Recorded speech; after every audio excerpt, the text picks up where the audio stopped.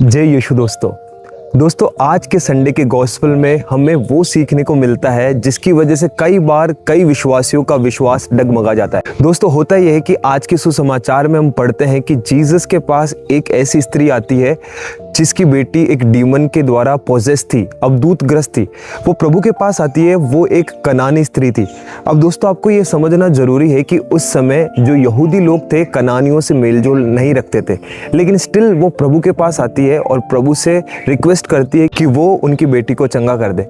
लेकिन दोस्तों जब हम पढ़ते हैं तो प्रभु बहुत ही स्ट्रिक्ट वे में उसकी बात नहीं सुनते और आगे बढ़ जाते हैं।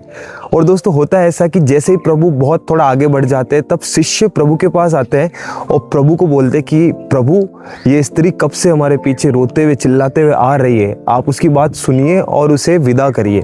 लेकिन स्टिल जीसस थोड़ा स्ट्रिक्ट होकर उसको एक कड़क जवाब देते हैं। प्रभु बोलते हैं कि बच्चों की रोटी लेकर पिल्लों को डालना सही नहीं है। लेकिन दोस्तों वो स्त्री का विश्वास इतना ऊपर था कि उसने प्रभु की उस कड़वे शब्द का भी जवाब नम्रता पूर्वक दिया। उसने कहा, दोस्तों सच है प्रभु, पर कुत्ते भी स्वामियों की मेज से गिरे टुकड़े खाते हैं। तब प्रभु ने कहा कि नारी तुम्हारा विश्वास महान है, जाओ तुम्हारी बेटी चंगा होती है।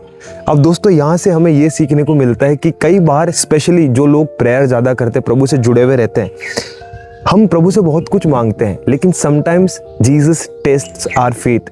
प्रभु हमारे विश्वास की परीक्षा लेता है कि आप में कितना धैर्य है।